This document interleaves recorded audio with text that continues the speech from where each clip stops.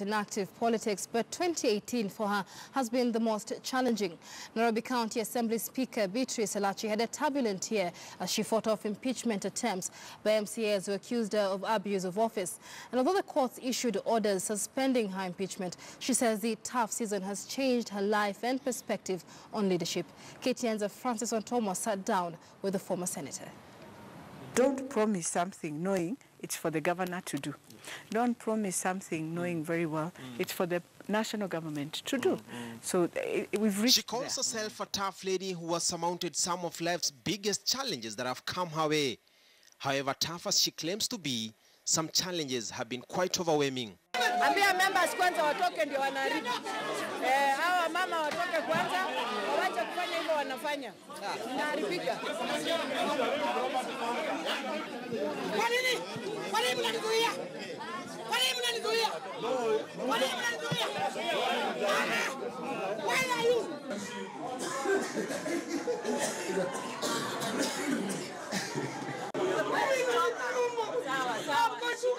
I'm going to police station. I'm going to police station. How can you see?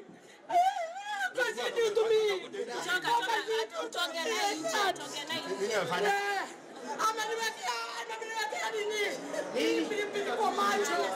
And this is our icebreaker as we sit down with the speaker.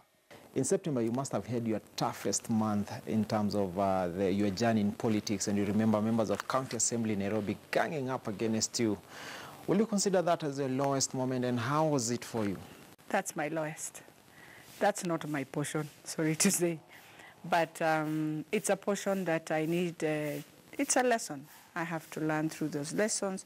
That what really amazed me is how, and that's why I said, hey, dealing with corruption, it's not an easy thing, because you are hit, and if you ask anyone, what did I really do? To date, I have no idea. But you know, you move on. And I have said, for my 4 years that we are in this politics, I know God will show me every person who participated in that, the Lord will visit them. Oh yeah, that one I know. I will be somewhere and saying, thank you, God.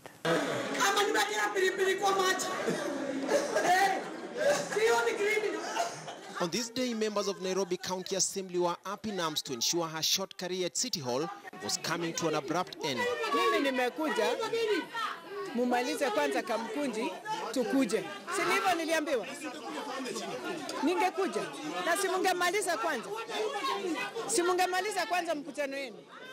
103 out of 122 assembly members voted to impeach her. Only 2 MCAs voted to keep her. 2 others abstained, while the rest were not present during the voting.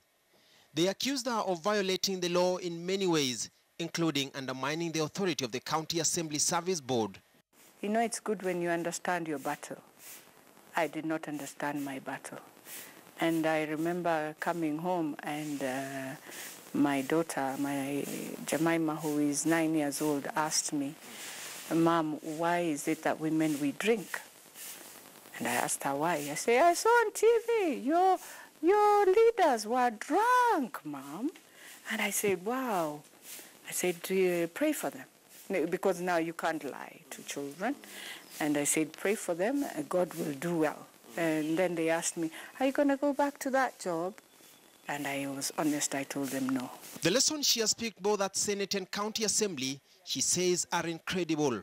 In the county assemblies, you find that because they don't have the capacity to draft those bills, we have spent a lot of money, Kenyan taxpayers' money, in drafting. So for me, if we proceed like this, we need to have an office of drafting where you don't spend taxpayers' money, because we have very good drafters in this country who can do a very fantastic bill that can work.